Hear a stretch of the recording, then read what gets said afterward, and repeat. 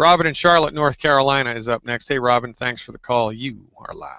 Dr. Glidden, how are you? Well, I'm good, but I'll get better, God willing, and the creek don't rise. What's going on? I have a guest on the line from Oregon who wanted to ask you a couple of questions. Okay, well, I'm sitting down, so let me have it. Okay, Robin, tell them what it is. It's thickening of the heart. Oh, you have a thickening of the heart muscle? Which chamber of the heart has thickened? I don't know. It's interesting, right? They're not going to tell you. They're just going to, oh, you have thickening of the heart. You have thickening of the heart. Be very afraid. Be very afraid. So what did they recommend that you do? Well, what they did to my husband, he is 60 years old, and we just discovered it a few years ago from a heart rhythm. Oh, yeah. From one of the physicians. He's in the operating engineers down here in Oregon. Yeah. And he has to have a physical every year to keep his license. Right. And they detected a heart murmur about 3 years ago. Yep. So they sent him to the doctors, and that's what they told him, that he had that cardio, however you say it. And the last test he had, they didn't even give him any numbers. They just said it's quite a bit thicker. So they put him on a blood pressure pill to slow down his heartbeat. But he's so tired, and he works on a tower crane, and he has to walk up 130 feet every day. So he's very tired. So I want to know what to get him on, because it doesn't look good, because it's gotten thicker in just 3 years. Well, this is called hypertrophic cardiomyopathy. And does that sound familiar? Did they say it's hypertrophic cardiomyopathy? Yes. Okay. This illness was actually discovered in pre-World War II Germany, because remember, back in those days, the Nazis were all about creating the master race, right? And they were really into athletics and, you know, doing lots of research and discovery around how to make the human body function better athletically, right? They were like, this was a big field of discovery for them. And the German scientists, doctors, discovered that by a gigantic statistical margin, members of the population who had enlarged hearts were athletes. They actually called it athlete's heart before they started calling it cardiomyopathy. The original term for this diagnostically was called athlete's heart, because people that were athletes for a living, right, they would get this condition way more than the average Joe on the street. They also discovered, interestingly enough, that it was caused by a deficiency in the trace mineral selenium. Now, there are many nutrient deficiencies that the average person on the street has some type of a grasp of, like, for instance, iron deficient anemia, right? That's an iron deficiency.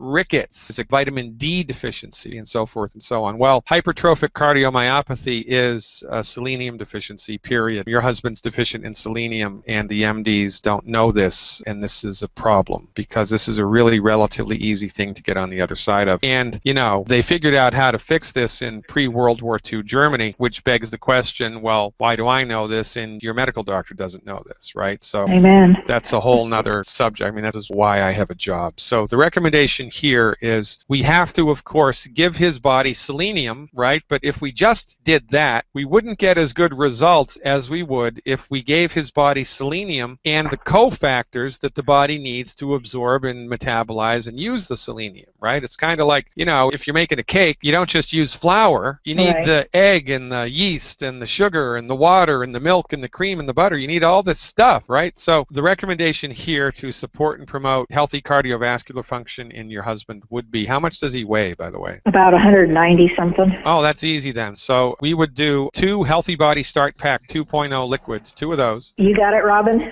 4 bottles of selenium, 1 bottle of Ultimate Daily capsules a month, and that's it. And I would consult a pharmacist and wean him off of the blood pressure medication immediately, because it's going to cause more harm than it's going to help, in my clinical opinion. Plus, eliminate the 10 bad foods. So, do you have a follow-up question there, Nance? Yes. My husband read all about it on the internet, and he said taking too much selenium can kill you. He's wrong. So how much selenium should he take in every day? Well, look, here's the problem, okay? And, you know, I don't know how to be politically correct about this, but here's the deal. If your husband had a bad tooth, he probably wouldn't go to the internet to try to figure out how to fix it himself. He wouldn't order his own root canal tools from the internet or give himself his own root canal. He wouldn't do that. But when it comes to chronic health conditions, people have no problem whatsoever trying to figure it out themselves. When a better idea for him, for anybody else, is to go to a physician, licensed and regulated, whose job it is to understand the ins and outs of medical nutrition. And, you know, the only reason that people don't do that is because they don't know that we exist, and even if they do know we exist, they don't know who we are, and they look down their noses at us because the MDs have convinced them that I'm a quack. So, the person that wrote the book on selenium selenium is Gerhard Schrauzer. Gerhard Schrauzer is a close personal friend of the founder of Youngevity, Dr. Joel Wallach. Gerhard Schrauzer's office is at Youngevity International Headquarters in San Diego. Gerhard Schrauzer was the one that proved that selenium is, in fact, an essential nutrient. And you're right, you can overdose selenium, but you can also overdose water. You can also overdose let me just sunlight. ask you real quick. Robin wrote down all the stuff you said. Is all that 4 bottles of selenium and all those other bottles, is that supposed to be all in the first month? Yeah, that's per month. Per month. And how many months does he do that? Great question. So the recommendation for anybody intervening with Foundation Medical Nutrition with Youngevity is 90 days. 90 days. So he should do that for 90 days. Yeah, 3 months. Now, look, it might take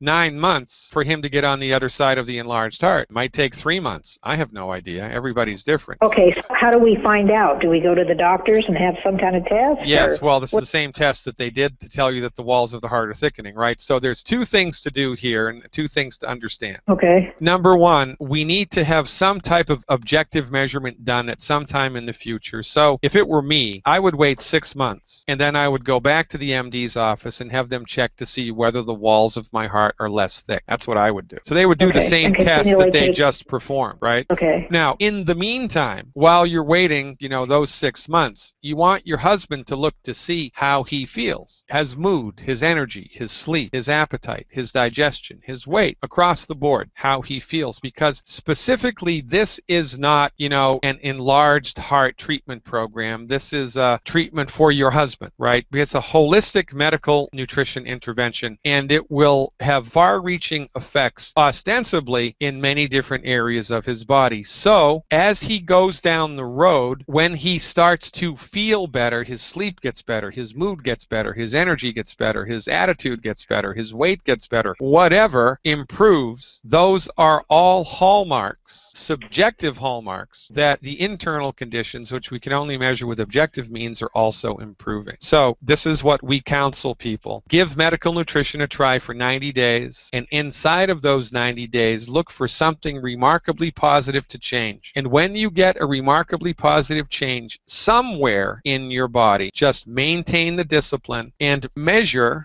things effectively and prudently. If it were me, 6 months would be fine. Unless, of course, he starts getting, chest pains and horripilations and stuff like that. Of course, you need to be smart moving forward. But as long as he's symptom-free and improving a little bit every couple of weeks, then you're good to go. And those are, in fact, the hallmarks of a positive program. Now, let me just give you a clue about the side effects of too much selenium. Because you can overdose with selenium, but it's really, really hard. I mean, I've never seen anybody do it. I've read about it. If you start to take too much selenium, a number of things can happen. Your fingernails start to get brittle. Your hair will start to get dry, brittle, and or maybe start to fall out. And or your breath will start to get a fishy or garlicky odor to it. Now, if any of those things happen, that means you need to just back off of the selenium dose. So I would back off of the dose by 3 capsules a day, right? He'll be taking 12 capsules a day if you get 4 bottles. Okay. 4 with breakfast, 4 with lunch, 4 with dinner, and they're small caps. There's no problem doing that. So if any of those side effects of too much selenium happen, then he just withdraws 1 bottle of selenium a month, no harm and no foul,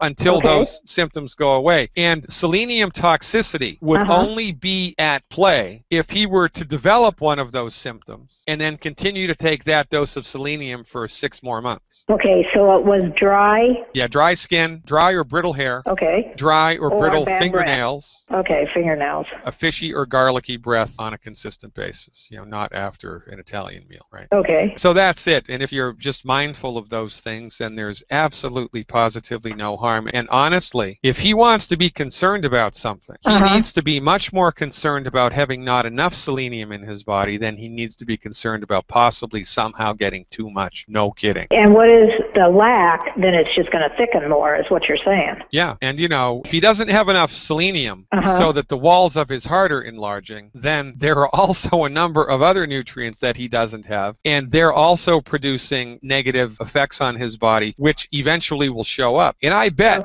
if I was to sit him down and do a questionnaire, like how's your mood, how's your energy, how's your sleep, do you have aches and pains, do you have heartburn, you get restless legs at night in bed or whatever, I bet I could. all that. Well, so all of that are direct indications of chronic undesirable undiagnosed nutrient deficiencies, and we expect all of that to go away. And those things are, in fact, the hallmark of a successful nutrition intervention. That's amazing. It is amazing, and you won't believe it when you see it. After the 6 months, and they say the thickening is either gone or at less, does he continue on all that? No, then you call us back and we do a maintenance dose. Okay, will this thickening ever completely go away? Yes, I've seen it go away all the time. I mean, they proved it in pre-World War II Germany. Well, we see it happen on a regular basis. Now, you know, he needs to be compliant with the program, right? Okay. He needs to stop eating the 10 bad foods. If he does the program, then I would expect a noticeable and measurable resolution within 6 months. All right, Dr. Glidden. Thank you so much. Well, you guys are the greatest, Robin. Keep up the good you. work down there. Appreciate your patience and your trust.